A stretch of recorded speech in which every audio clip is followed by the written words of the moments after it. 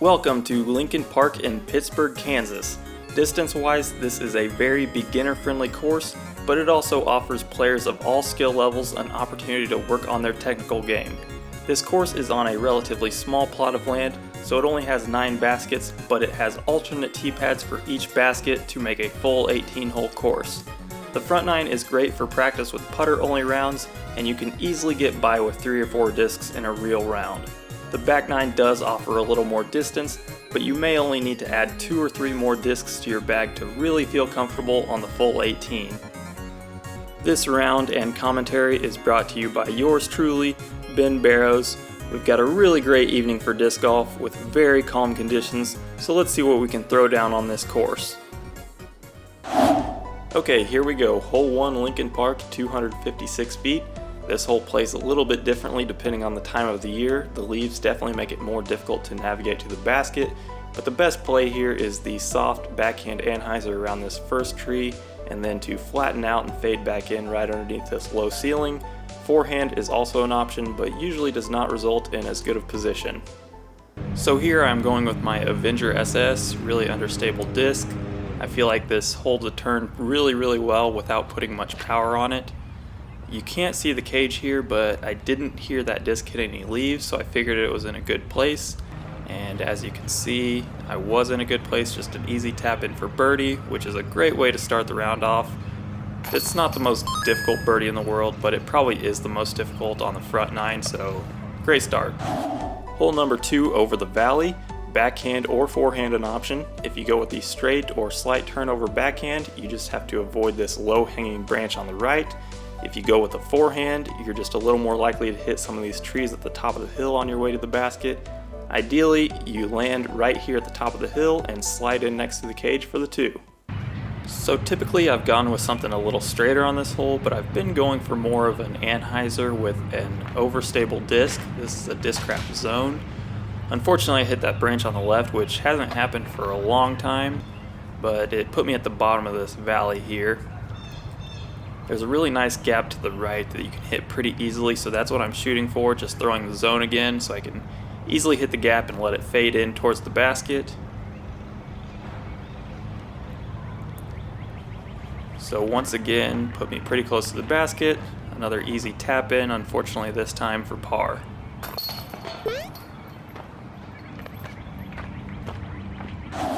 Hole 3, the best route to take here is to the left of this first tree because of all the open space, so either forehand or turnover backhand. If you want to go to the right side of that first tree, you can go either straight shot or flex forehand, but that's just a little bit trickier to navigate because of the tree on the right. I always go forehand route on this hole. This is a Discraft Venom, very overstable. It's been in my bag for over 10 years. Unfortunately, I held on to that for a little bit too long, but it's always got a nice fade finish to it and usually gets a little skip. So I'm probably sitting 50 feet from the basket or so, giving myself at least somewhat of a chance. Looks pretty good out of the hands, but just a little bit high. Hits top right of the cage. And have another easy tap in. So 1 under through 3 holes still. Could be better, could be worse. Hole 4, very similar to hole 3. The exact same forehand that is used in hole 3 can be used here as well. The backhand is also more viable compared to the previous hole. You just have to navigate underneath a somewhat low ceiling if you want to go straight at the basket, or around the branch with a turnover shot, and you are at the basket. So for my choice of throws, this hole plays identically to hole 3, just going with the overstable Venom again, nice forehand, and once again, just hold on to that a little bit too long, and I should be in better position than that. I put myself inside the circle, maybe 22, 23 feet away, but you should be parked on this hole about every time.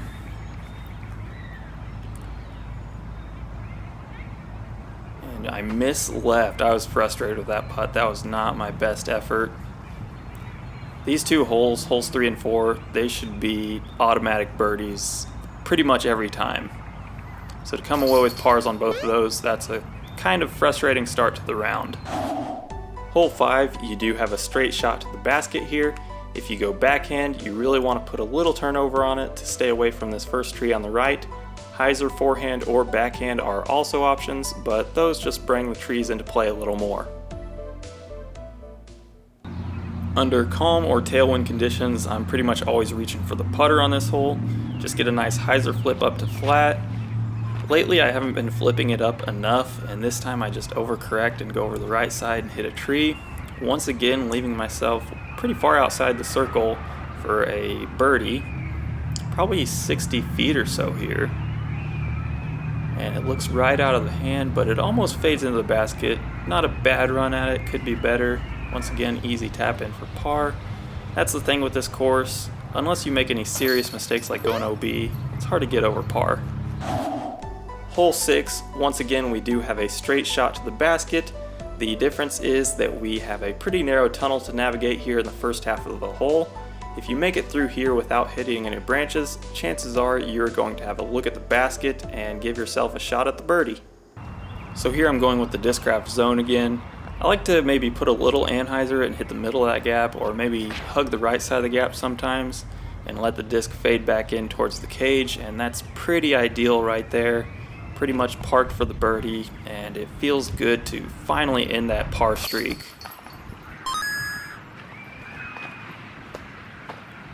Hole 7, yet again, straight shot to the basket, but the obstacle here is this low ceiling with this branch here. Straight shot to the basket is usually the best play, but you can hug the left or right side of that pathway if you want your disc to fade in a little bit. So here I'm reaching for the zone once again, pretty much the same concept as last hole. I like to hug the right side and let the disc fade in, and that's a little low. Got a case of the low ceiling syndrome, driving the disc into the ground. That's a pretty common mistake on this hole. Leaves me a little further from the basket than I'd like to be, but definitely still a look, maybe 25 feet or so. Let's see if I can capitalize on this birdie. And there, hopping on the right side of the basket. Sometimes those putts go your way and sometimes they don't. Look, we're getting another look at it. Definitely got the good end of the deal on that one. Hole 8, 214 feet.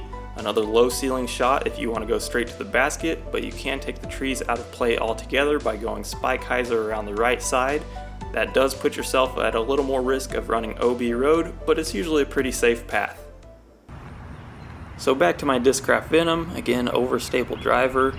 This disc is like old reliable for me. Going for the spike hyzer, hugging the right side of those branches a little too close, and you can see it spikes into the left of the tree, which is to the left of the basket.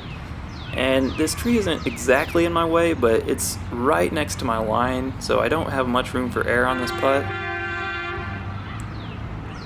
And again, you can see this time barely left side of the basket, so that's 2 putts in a row that have gone my way.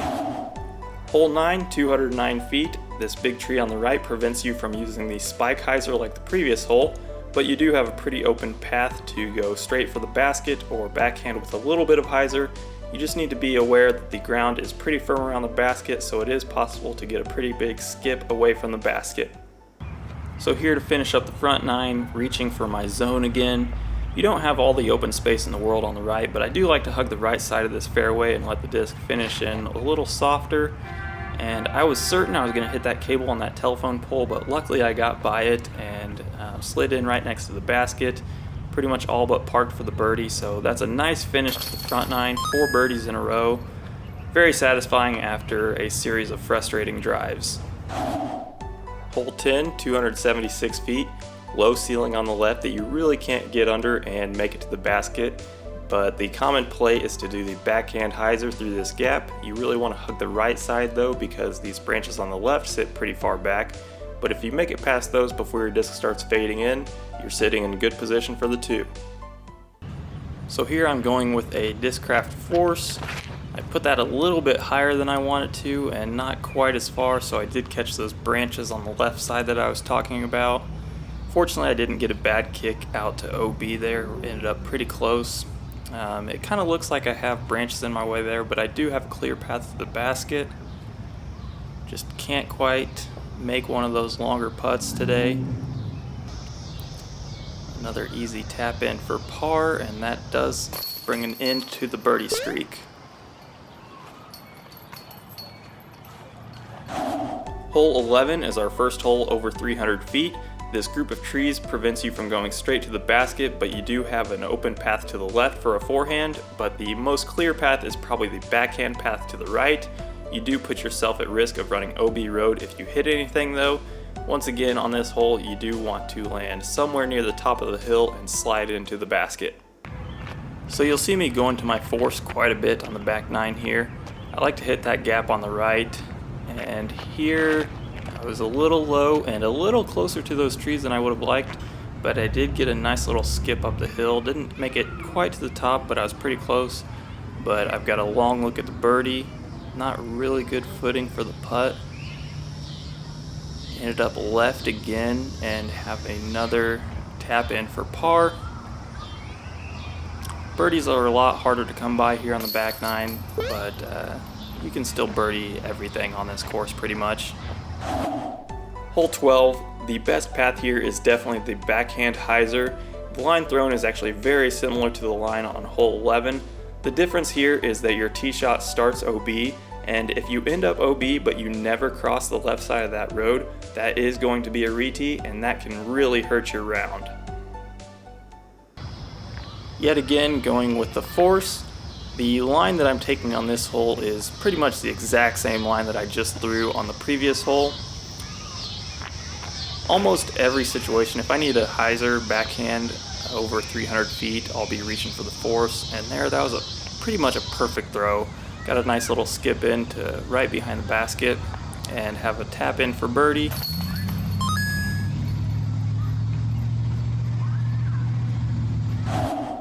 Hole 13, a couple different paths you can take here.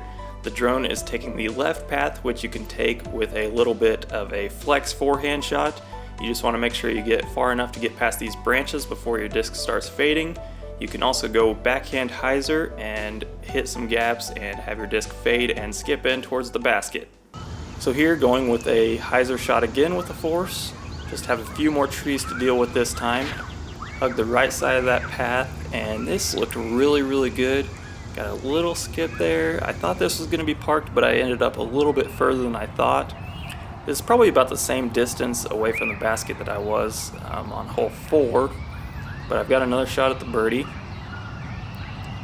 Hit left chains there, which anytime you hit left on these baskets, you're pretty much not going to make it. So I deserve that one, especially after the 2 putts on the front nine that I barely made and definitely went my way. So I can't be too upset with the par there. Hole 14, Mando tree on the immediate right. This is the longest and definitely the most difficult birdie of the course. There are a few different options here. One is the forehand if you can keep it low enough and still get all the distance you need. Another option is the long backhand turnover, but it needs to be turning the entire way pretty much. And the third option is a backhand roller. So I really like this hole. It's a really fun hole to try to put yourself in position for the birdie. Here in my hand I've got a really beat up Nuke SS that I use for rolling. I've been working on adding a roller to my game, and it's been really fun to use on the course. I didn't quite stand that one up high enough to where it finished right, and it can be pretty dangerous if you finish left because you can roll down a big hill. But fortunately I was near the top there and had about a 60-foot look at the birdie. I had the distance right on that roller, I just didn't finish the right way, and almost had that putt, but just ended up a little bit past the basket, and another tap in for par.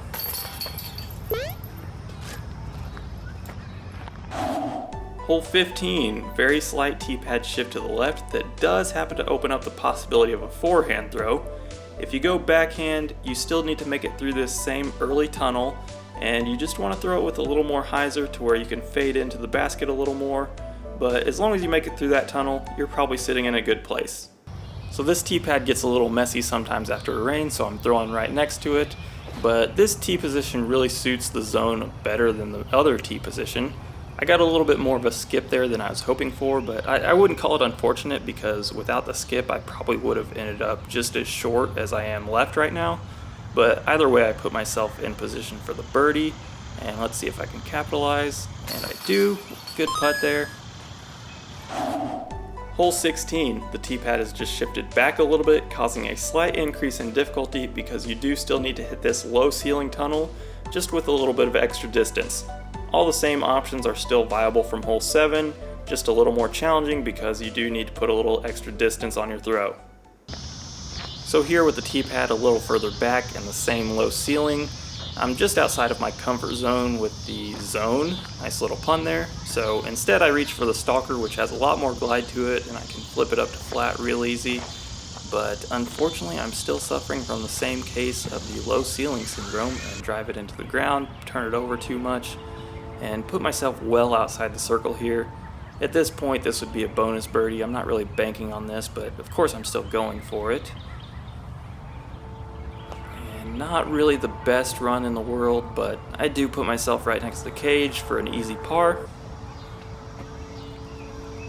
So sitting at 7 under with 2 holes to go now. Hole 17, teeing off from the sidewalk.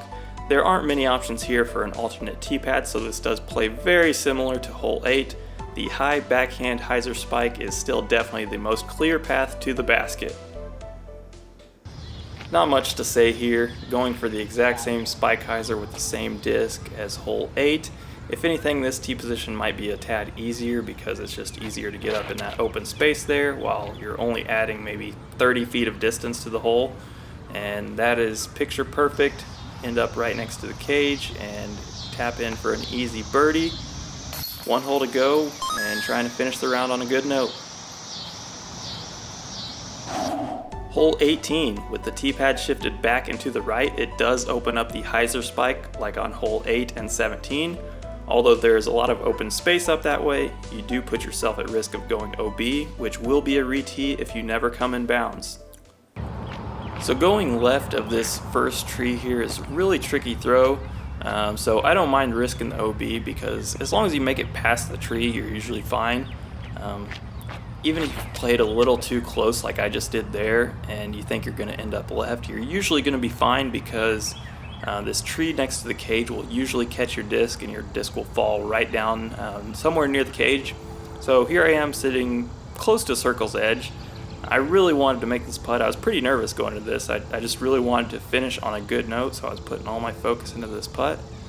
And a beautiful putt to finish the round. It's always great to end on a good note like that.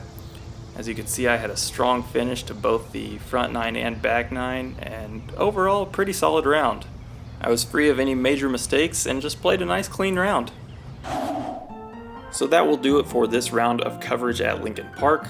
This was my first try at a serious disc golf video like this, so I spent a lot of time learning some new editing tricks and some graphic design stuff, and I'm really proud of the first try.